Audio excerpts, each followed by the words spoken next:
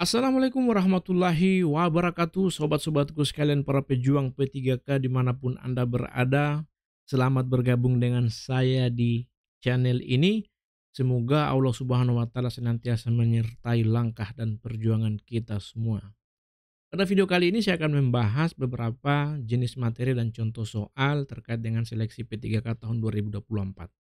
Bagi teman-teman yang mungkin baru pertama kali akan mengikuti seleksi P3K, saya rasa materi yang akan saya jelaskan dalam video ini sangat penting untuk dipahami, karena kalau misalnya teman-teman tidak bisa memahami materi ini dengan baik, maka teman-teman kemungkinan akan salah dalam mempersiapkan diri untuk mengikuti seleksi P3K tahun 2024 ini.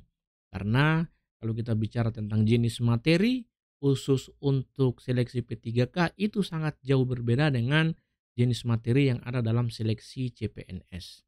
Nah, bagaimana jenis-jenis materinya apa saja? Langsung saja kita lihat bersama-sama di sini. Oke, untuk seleksi P3K itu ada 4 materi pokok yang akan diujikan ya. Ini yang harus teman-teman pahami betul. Pertama, ada yang namanya materi yang berhubungan dengan kompetensi manajerial ya. Kompetensi manajerial. Kemudian yang kedua, ada materi yang berhubungan dengan kompetensi sosial kultural. Yang ketiga ada kompetensi teknis, dan yang keempat itu ada wawancara. Nah, ini harus teman-teman pahami. Apa saja yang ada di dalam kompetensi manajerial, apa saja yang ada di dalam kompetensi sosial teknis, sosial kultural, apa saja yang ada dalam kompetensi teknis, dan apa saja yang ada dalam wawancara. Nah, di sini kita akan coba lihat satu persatu ya. Kita akan mulai dari kompetensi manajerial. Kita akan lihat sama-sama. Nah, jadi di sini kompetensi manajerial itu adalah tes yang bertujuan untuk menilai komitmen, kemampuan, dan perilaku individu dalam berorganisasi yang dapat diamati dan diukur melalui kompetensi sebagai berikut. Nah, apa saja kompetensinya? Yang pertama ada yang namanya integritas, kemudian yang kedua ada kerjasama, komunikasi, orientasi pada hasil, pelayanan pada publik, pengembangan diri dan orang lain, mengelola perubahan, serta pengambilan keputusan. Jadi kompetensi manajerial ini muatan soalnya itu akan bermuara pada 8 subkompetensi ini. Integritas, kerjasama, komunikasi, orientasi pada hasil, kemudian di sini ada pelayanan pada publik, pengembangan diri dan orang lain, mengelola perubahan, pengambilan keputusan. Jadi teman-teman harus memahami betul 8 subkompetensi dari kompetensi manajerial ini. Nah, di sini juga teman-teman harus mengetahui bahwasanya untuk kompetensi manajerial itu terdiri dari 25 butir soal. Nah, setiap jawaban nanti akan bernilai 1 sampai dengan 4, dan jawaban yang salah itu akan bernilai 0. Ya. Jadi nanti akan ada 25 butir soal khusus untuk kompetensi manajerial, di mana setiap jawaban benar itu akan bernilai 1 sampai 4, sedangkan jawaban yang salah atau yang tidak dijawab itu akan bernilai 0. Nah, berapa lama waktunya? Waktunya itu hanya 40 menit, teman-teman. Bagi teman-teman yang disabilitas, yang tunanetra itu ditambah 15 menit. Jadi total waktu untuk teman-teman tunanetra atau disabilitas itu 55 menit. Sedangkan bagi yang non disabilitas itu 40 menit. Jadi 40 menit untuk mengerjakan subtes kompetensi manajerial yang terdiri dari 25 butir soal. Muatannya ya ini tadi semua, integritas, kerjasama, komunikasi, orientasi pada hasil, pelayanan publik, pengembangan diri dan orang lain, mengelola perubahan, dan pengambilan keputusan. Nah, selanjutnya kita akan coba lihat bagaimana contoh soalnya ya. Saya kira ini teman-teman tinggal baca, kemudian teman-teman pahami apa saja yang dimaksud dengan kompetensi manajerial itu. Ya, teman-teman kemudian untuk mempersiapkan diri maka harus banyak-banyak latihan dan menjawab contoh-contoh soal. Nah, di sini akan ada satu contoh soal yang akan kita coba lihat bersama-sama terkait dengan kompetensi manajerial. Nah, di sini saya contohkan khusus yang berhubungan dengan integritas. Perhatikan baik-baik contoh soalnya, saya akan bacakan untuk teman-teman sekalian. Saya sudah berjanji untuk menemani anak belajar karena besok ujian nasional. Tiba-tiba saya mendapat panggilan dinas keluar kota. Maka sikap saya adalah, kita coba lihat opsinya. A. Meninggalkan anak karena kewajiban negara. B. Meminta pengganti rekan kerja lain. C. Berangkat dengan meminta izin dari anak. D. Minta maaf dan memberi pengertian kepada anak. Kemudian E. Anak saya pasti mengerti dengan kondisi ini. Kalau kita perhatikan sepintas semua opsi jawaban yang ada ini hampir semuanya sama ya. Tapi di sini kita dituntut untuk mencari jawaban yang paling benar, yang nilainya bisa tinggi. Nah, untuk soal ini jawaban saya adalah D ya, minta maaf dan memberi pengertian kepada anak. Kenapa saya pilih opsi D? Ya karena kalau kita bicara tentang integritas, maka sikap yang ditunjukkan pada opsi D ini mencerminkan tindakan yang sesuai dengan integritas. Jadi meskipun ada panggilan dinas yang mendesak, ya tapi kita harus memilih untuk memberitahu anak dan meminta maaf. Karena kita tidak bisa menepati janji, memenuhi janji untuk menemaninya belajar. Ya, sikap seperti ini menunjukkan satu bentuk komitmen terhadap nilai-nilai kejujuran dan tanggung jawab. Dan itu merupakan aspek dari integritas. Ya, meminta pengganti rekan kerja lain bisa juga kita lakukan itu. Ya, berangkat dengan meminta izin dari anak, ya bisa saja kita lakukan hal seperti itu. Tetapi yang paling tepat di sini adalah kita harus meminta maaf, kemudian kita berikan pengertian kepada anak, kita jelaskan bagaimana kondisinya, tidak ada kebohongan di situ. Artinya kita mencoba mengajarkan kepada anak nilai-nilai kejujuran dan tanggung jawab. Jujur terhadap kondisi yang ada dan kita bertanggung jawab dengan tugas yang diberikan oleh kantor. Kira-kira seperti itu. Jadi untuk nomor 1 ini, untuk soal yang berhubungan dengan kompetensi manajerial sub pokok integritas ini jawabannya adalah D ya. Teman-teman, kalau misalnya punya opsi jawaban lain, silahkan tuliskan di kolom komentar. Oke, selanjutnya kita akan lihat lagi jenis materi yang kedua, yaitu sosial kultural. Kompetensi sosial kultural. Jadi tadi pertama sudah ada kompetensi manajerial, 25 butir soal, 40 menit. Ya, untuk menjawab itu ada poin 1 sampai 4, jika salah poinnya 0. Nah, sekarang yang kedua kompetensi sosial kultural ya. Apa itu kompetensi sosial kultural? Nah, tes ini berfungsi untuk mengetes pengetahuan, keterampilan, serta sikap dan perilaku seseorang dalam hal pertama, rasa peka terhadap perbedaan budaya. Yang pertama. Yang kedua, kemampuan untuk berhubungan sosial. Yang ketiga, rasa peka terhadap konflik, dan yang keempat itu empati. Jadi kompetensi sosial kultural ini akan mengukur keempat aspek ini. Rasa peka terhadap perbedaan budaya, kemampuan untuk berhubungan sosial, rasa peka terhadap konflik, dan empati. Ya, itu dia. Nah, selanjutnya teman-teman juga harus pahami bahwasanya sosial kultural ini terdiri dari 20 butir soal. Ya, di mana setiap jawaban benar akan bernilai 1 sampai 5, sedangkan jawaban yang salah akan bernilai 0. Kalau yang kompetensi manajerial tadi 1 sampai 4, artinya dalam setiap opsi jawaban yang kita berikan, kalau yang mendekati kebenaran itu mungkin nilainya 1, 2, atau 3, dan yang benar sekali itu poinnya 4. Sedangkan di kompetensi sosial kultural itu nilainya 1 sampai 5. Ada jawaban yang mendekati kebenaran mungkin nilainya bisa 1 atau 2, kalau yang benar sekali nilainya bisa 5. Nah, kemudian tes ini berlangsung selama 40 menit juga, dan teman-teman yang disabilitas akan diberikan waktu 55 menit. Lebih lama 15 menit dibandingkan waktu normal bagi teman-teman yang non disabilitas. Nah, selanjutnya kita akan coba lihat bagaimana bentuk soal, contoh soal dari kompetensi sosial kultural ini. Ya. Nah, teman-teman bisa ikut menjawab. Kalau misalnya ada jawaban yang berbeda dari apa yang saya jelaskan dalam video ini, silahkan tuliskan di kolom komentar. Perhatikan. Di dalam dunia kerja, Anda akan bertemu dengan orang-orang dari latar belakang yang terkadang ada orang yang cuek dan tidak mau tahu. Ada juga yang sangat aktif mengkritik dan menyuarakan pendapatnya terhadap Anda. Pertanyaannya, sikap Anda seperti apa? Kita coba lihat opsinya ya. A. Bersifat terbuka terhadap kritik atau masukan. B. Menjadikan kritikan sebagai masukan yang membangun. C. Saya jadikan kritikan sebagai bahan evaluasi diri.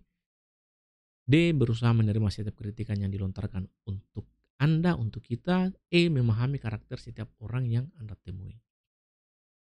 Nah, untuk sosial kultural ini biasanya juga soal-soalnya itu berbentuk pertanyaan seperti ini, tapi opsi jawabannya itu misalnya setuju, sangat tidak setuju, cukup setuju. Nah, seperti itu, mirip-mirip lah. Seperti itu contoh-contoh soalnya. Jadi banyak sekali bentuknya. Nah, untuk soal ini jawaban saya adalah B ya, menjadikan kritikan sebagai masukan yang membangun. Kalau kita perhatikan semua opsi yang disajikan di sini sebetulnya ya berpotensi benar semua. Tapi di sini kita harus cari mana yang paling benar dan yang paling kira-kira yang paling tinggi nilainya. Nah, jadi untuk soal ini kita bisa lihat bahwasanya semua pilihan A, B, C, dan E mencerminkan sikap yang bijak dalam menghadapi situasi di dalam dunia kerja ya. Tapi jika harus memilih satu jawaban yang mencakup berbagai aspek, maka pilihan B atau opsi B itu di mana menjadikan kritikan sebagai masukan yang membangun adalah pilihan yang paling tepat, dan ini pilihan yang paling umum diadopsi di dunia kerja. Kenapa? Karena memang sikap seperti ini mencerminkan kemauan untuk belajar dan berkembang melalui kritik, serta membantu membangun lingkungan kerja yang positif. Karena ada juga orang yang tidak mau dikritik, ya. Ketika kita bisa menerima kritikan yang lapang dada, kemudian kita bisa memperbaiki diri dari kritikan tadi, maka itu satu tindakan yang sangat positif. Dan kita sudah memberikan contoh yang baik di lingkungan kerja. Satu tindakan yang sangat positif. Maka dari itu untuk soal nomor untuk soal contoh soal kompetensi sosial kultural yang teman-teman lihat di sini, jawaban saya adalah B, ya. Menjadikan kritikan sebagai bahan evaluasi, ya bisa saja ya. Bisa saja kita jadikan sebagai bahan evaluasi diri. Tapi kalau kita baca opsi B, menjadikan kritikan sebagai masukan yang membangun, ya. Artinya kita jadikan itu sebagai masukan yang bisa membangun diri kita, bukan hanya sebagai bahan evaluasi. Itu mirip-mirip gini, ya. Makanya kalau misalnya ada teman-teman yang bisa berargumen lebih baik dari apa yang saya jelaskan di sini, silakan tuliskan di kolom komentar. Jadi B dan C ini opsinya mirip ya. Tapi kalau saya lebih pilih B karena dia langsung to the point. Kritikan itu dijadikan sebagai masukan yang membangun. Saya kira seperti itu. Oke, selanjutnya kita lihat kompetensi yang ketiga, yaitu kompetensi teknis ya. Kompetensi teknis. Ini kompetensi ketiga. Jadi pertama tadi sudah ada kompetensi manajerial, kemudian kompetensi sosial kultural dan contoh soalnya, kemudian yang ketiga ada kompetensi teknis. Apa itu kompetensi teknis? Nah, kompetensi teknis itu adalah di sini kita akan diperhadapkan dengan materi ya, dengan materi yang bertujuan untuk mengetes pertama penguasaan bidang ilmu pengetahuan, keterampilan, sikap dan perilaku yang dapat diamati, diukur serta dikembangkan. Nah, tiga ini yang harus teman-teman pahami. Penguasaan bidang ilmu pengetahuan, keterampilan, sikap dan perilaku yang dapat diamati, diukur serta dikembangkan. Nah, dalam tes kemampuan teknis, soal atau pertanyaannya akan disesuaikan untuk masing-masing jabatan atau formasi yang dilamar. Ini harus teman-teman pahami. Untuk kompetensi manajerial dan sosial kultural, semua formasi, semua jawaban itu sama semua model soalnya. Tinggal rezeki masing-masing dapat bentuk soal yang seperti apa, yang gampang kah atau yang susah kah. Tapi kalau untuk kemampuan teknis itu sesuai dengan jabatan formasi yang dilamar. Misalnya teman-teman melamar di formasi peranata komputer, maka soal-soal yang akan diberikan itu soal-soal yang berhubungan dengan peranata komputer. Teman-teman melamar di formasi guru, maka untuk kompetensi teknisnya itu soal-soal yang berhubungan dengan guru, keguruan. Teman-teman melamar di formasi atau jabatan misalnya keperawatan, kebidanan, maka soal-soal yang akan muncul di kompetensi teknis ini ada soal-soal yang berhubungan dengan kebidanan, keperawatan. Pokoknya sesuai dengan jabatan atau formasi yang kita lamar. Berbeda dengan kompetensi manajerial dan sosial kultural tadi. Dia bersifat umum untuk semua formasi, untuk semua jabatan. Tapi kalau untuk kompetensi teknis, itu sesuai dengan formasi, sesuai dengan jabatan yang kita lamar. Jadi di sini pentingnya kita menyiapkan diri, memahami betul contoh-contoh soal yang berhubungan dengan kompetensi yang kita miliki. Kalau saya misalnya melamar di kompetensi di formasi peranata komputer, maka saya harus belajar semua materi yang ada di peranata komputer. Nah, untuk kompetensi teknik ini teman-teman bisa merujuk untuk melihat bisa mendownload kisi-kisinya, itu ada rujukan yang bisa teman-teman download. yang terbaru itu yang tahun 2023 kemarin itu surat edaran Permenpan RB nomor 1183 kalau tidak salah. Saya juga sudah pernah bahas di channel ini ya, teman-teman tinggal lihat. Di situ jelas dibahas terkait dengan kisi-kisi untuk setiap kompetensi jabatan, untuk setiap formasi yang ada di seleksi P3K. Teman-teman bisa lihat di situ kisi-kisinya. Nah, kemudian di sini juga teman-teman harus memahami terkait dengan jumlah soal. Jadi untuk kompetensi teknis ini jumlah soalnya itu ada 90 butir, teman-teman. Nah, setiap jawaban benar akan mendapatkan 5 poin dan jawaban yang salah langsung dapat nilai 0. Jadi tidak ada rentang nilai. Kalau yang kompetensi manajerial dan sosial kultural tadi masih ada rentang nilainya. Kalau kita memilih opsi jawaban yang mendekati kebenaran itu bisa dapat nilai sekian ya.